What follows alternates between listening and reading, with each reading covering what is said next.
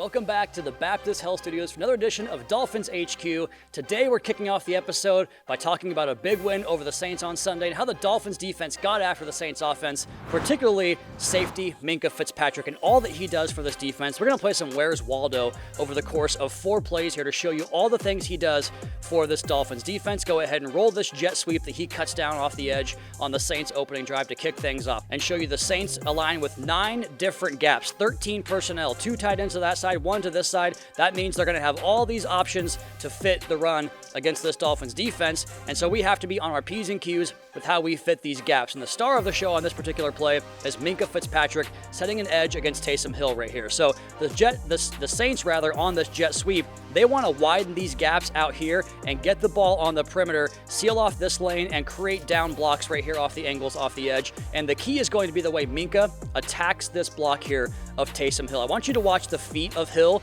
when he engages with him. See how he clogs that up and causes this kind of this car crash of a pileup right here off the edge? That forces the running back to bubble. What that means, or the receiver I should say, what that means is he takes it a little bit wider, he tries to search for an angle back inside, but the entire time Minkah knows that because of all these gaps they have to fit, he has to stay true to this outside alignment and set the edge. So he's going to keep working and straining to make sure he's on the edge. Keep that long arm off the block and keep yourself available to shed that block in case he does wind this thing back outside. And what that allows for it to happen is the backside pursuit and chase of the Dolphins defensive line. Zach Sealer getting after in this clip as he did all game long. And eventually the jet sweep receiver is going to make the choice that I'm going to have to get this thing wide because we have this thing fit so well. So Minkah at the exact right moment stays in the block. Now I have to get off the block because he's coming my way. Shed him, dump him right there, and make the play. And there's Zach Sealer to make the play with Minkah Fitzpatrick as they team up there for a big stop. This next clip right here is going to be a 3rd and long check down that Minkah Fitzpatrick makes a play on. This time he's in the nickel, off coverage, and I want you to watch the way he communicates right here with Dante Trader and the backside of the Dolphins defense. He's telling these guys, hey, I saw something on film this week. I think this route's going to come over the field, across the field on the side of the formation right here. Be prepared for him to come across your way and pick him up, whether it's an over route, a post to the safety, or a little stick route here in front of Trader, which is exactly what he will run. So here comes the snap, Minkah making the calls. Hey, you got him right there. He's coming across the field. I'm going to take this check down right here, and then we're going to see more relentless pursuit. Look at the guys run to the football right here. Everybody, defensive linemen, cornerbacks in the backside of the field, safety, pursue the football. It's not going to matter because Minkah cuts the play down right away, but it shows you the mentality and mindset of this defense playing with their hair on fire right now. This is a 3rd and 14, and sure, they got him short of the sticks by, about 12 or 13 yards. That's field position. Valuable field position there for Minkah to make that tackle and get the Dolphins defense off the field. So this play is the sack fumble, and they're going to snap this thing right away. And this is going to be one of those clips we talked about a few weeks ago with Anthony Weaver and the sim pressures look.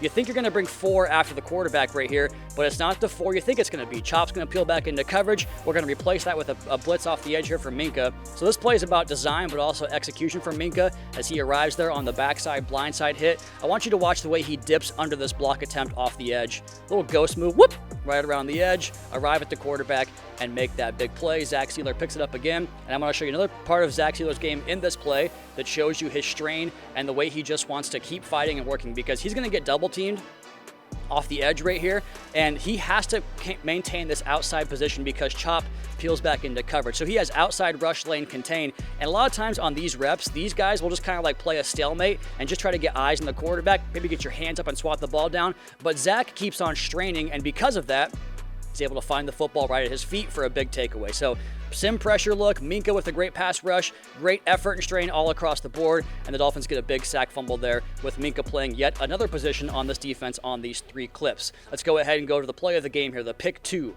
The 98-yard interception return for a 2-point conversion on the Saints' attempt to tie the game late in the 4th quarter. We know the story by now. The Dolphins headset went out on this play. They had to get basically a defensive call made on the play live. They're going to basically go to a 2-man coverage with 2 safeties up top, covering up the potential shots to the end zone right here with man coverage all across the board. And what you're going to see is the safety help's going to basically take out this route, and you're going to get a stalemate right here. And the toughest route to cover is none other than Minkah Fitzpatrick, who has this little drag route. We talked about that first play when he had the film study to show these routes from the Saints on the number 2 and 3 receivers like to run these crossing routes. So he sees this immediately, and he knows I got to get on my tail and run across this thing and undercut this route, which he does beautifully right here. So we're going to get underneath the hip pocket, make the play on the throw a little bit behind the receiver, and run this thing all the way back. I want to show you why the pressure forced this ball to essentially be thrown behind right here from Bradley Chubb, who has one of the best pass rush moves I've seen from the astronaut in his entire career here. You're going to get one-on-one wins from Sealer and Chop Robinson as well. But watch this little fake spin move here from Bradley Chubb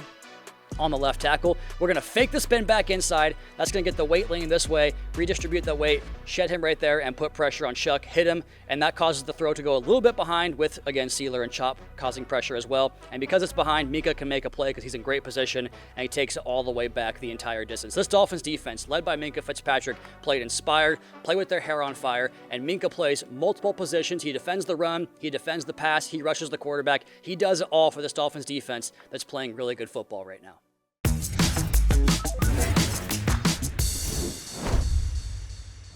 Dolphins special teams coordinator Craig Aukerman, my guest today. Coach, how we doing, man? I'm doing great. I'm happy to be here. I'm always curious how coaches cut their teeth on special teams, because it's kind of like that, the third phase, you go over to that side of the ball, and I'm just curious how you got your start in special teams. Well, really, I started in high school. I was a punter and did some things there, and then college, early on in my career, I ended up playing some special teams.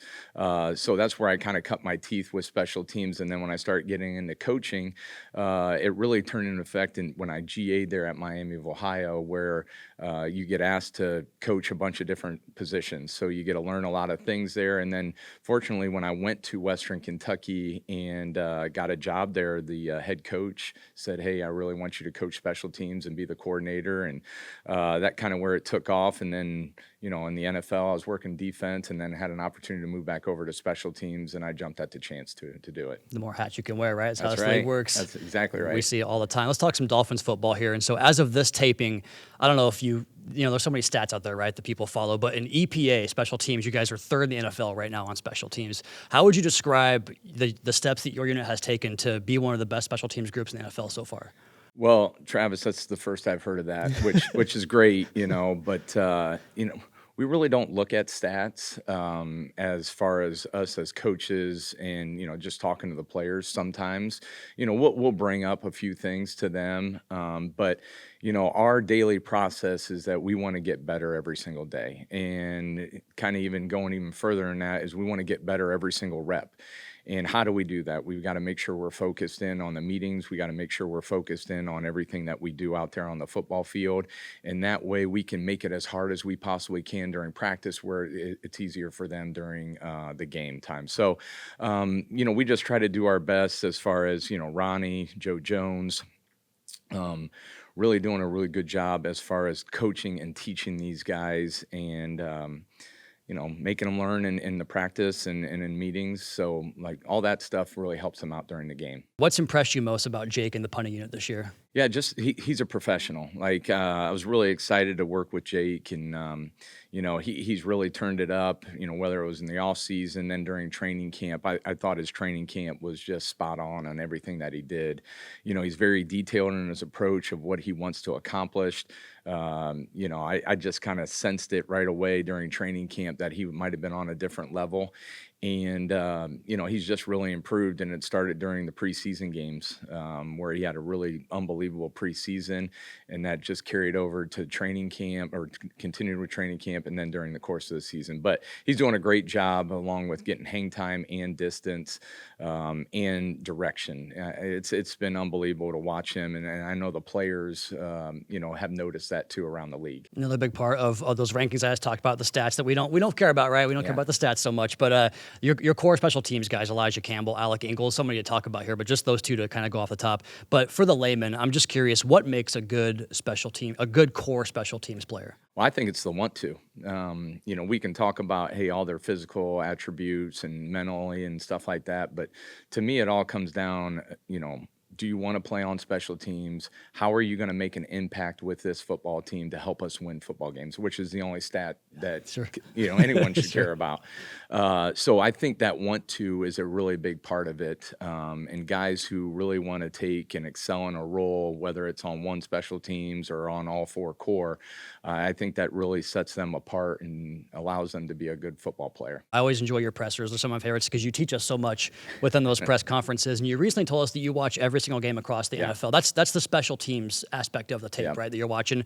I'm dying to know what that process is like. Like, what's your routine to get through what seems to be hours and hours of tape, right? Yeah. So, I mean, obviously, we're trying to focus in on the opponent that we're playing for the week. But then once we feel like we've got a really good beat on them, now it's our time to really go and continue to learn. I like watching them by game. I know some coordinators, when I talk to them, they really go by phases. I like to watch in the game so I can get a really good feel of that team, too. So we try to make a bunch of clips and show the players that, hey, here's some situations that are coming up throughout the league, good or bad, learning moments that we're trying to teach these guys all the time. And, I think it was really good early on in the preseason when Ollie Gordon, who's a rookie who barely played on special teams there at Oklahoma State, did a really good job in the Detroit game of putting his foot out and touching the ball. And then us showing that on film and then him doing it during a game, I think that really caught people's attention, at least his teammates' attention that, hey, this rookie's learning. And, hey, maybe I'm a fifth-year guy. I maybe didn't know the rule or didn't pay attention maybe when the coach was talking about it beforehand. So I thought that was pretty key for us as far as special teams as a young rookie to go out there and do some good things. I remember asking you once upon a time about the soccer ball punting drill, the blocking the soccer balls opposed to football. Can you tell us about that on the show here a little bit? And also, are there any other drills that football fans might be surprised by that you're doing? So I think if you saw that at a training camp practice, like as a fan in the stands, and maybe like, what's going on out there?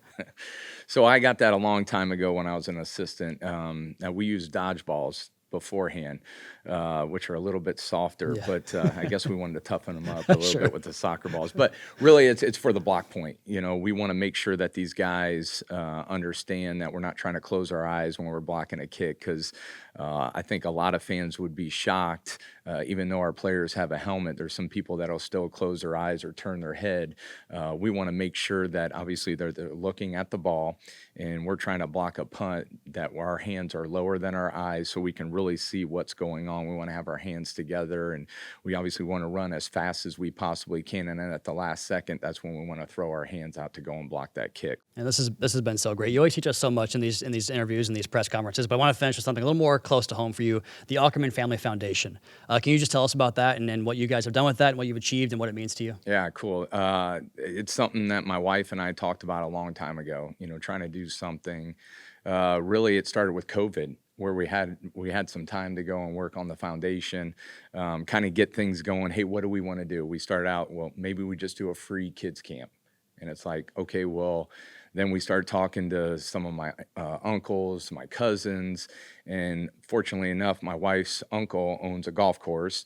And then another one of her uncle, he does a lot of business stuff that has ran, golf outings, things like that. So when we went back up to Findlay, Ohio, we kind of just said, hey, we're maybe going to start a foundation and try to do some things to help out the kids. And they're like, listen, we'll do everything. Like, we'll do the kids camp, we'll do the golf outing, and we'll do an auction. We'll try to raise money for these kids because we all know, going to college, how expensive it is to go to college now. So we're just trying to build relationships through families. When we have this free kids camp at my high school there at Macomb, Ohio, it's all free of charge. We get people to donate their time, their money to help out these young kids, learn the game of football. And then when we do the golf outing, we do the auction, that's to help raise scholarship money for those kids that are working off to go to college. You are imparting your credo. The more you can do on these kids. That's right. That's the entire exactly idea. Right. Craig Aukerman, Dolphins special teams coordinator, coach. Appreciate your time today, man, and best of luck Sunday. Yeah. Thank you so much. Thank you, man. I appreciate you.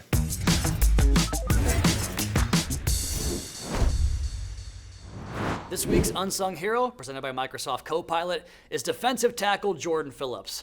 Miami's fifth-round pick is a 21-year-old rookie, but he shows grown man strength week in and week out. His consistent power, penetration, and locking out against double teams have been core components of a Dolphins run defense that has come to life. His work on Sunday helped limit the Saints to just 3 yards per carry, aided by his tackle for loss that came with a big man dance, my favorite one, the belly rub.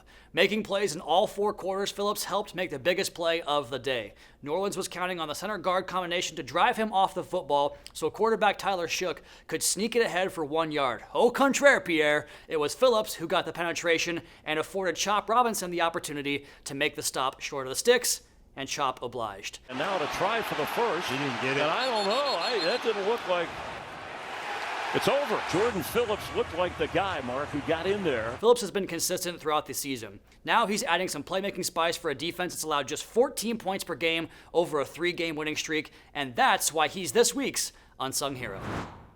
That will do it here for this episode of Dolphins HQ from the Baptist Health Studios. Don't forget to check out the Drive Time podcast hosted by yours truly, available 5 days per week wherever you get your podcast. Subscribe to the Dolphins YouTube channel for new episodes of Mic'd Up, Coach McDaniel breakdowns, and media availabilities. We'll see you next week to look at a big primetime matchup in Pittsburgh against the Steelers on Monday Night Football. Enjoy an exciting week in the NFL, and we'll see you soon.